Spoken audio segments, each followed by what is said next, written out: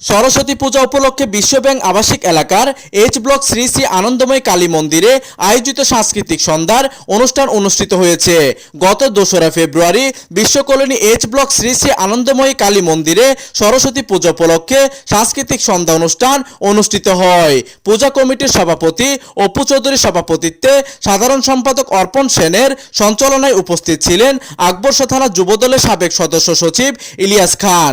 এতে আরও উপস্থিত ছিলেন আকবরশাহ থানা বিএনপির সাবেক দপ্তর সম্পাদক গোলাম মাওলা পাবেল, আকবরশাহ থানা স্বেচ্ছাসেবক দলের যুগ্ম আহ্বায়ক নাসির আহমেদ সোহেল, যুবদল নেতা সাদ্দাম হোসেন, সুমন বড়ুয়া ও মিজান সহ পারভেজ, জুয়েল সহ প্রমুখ।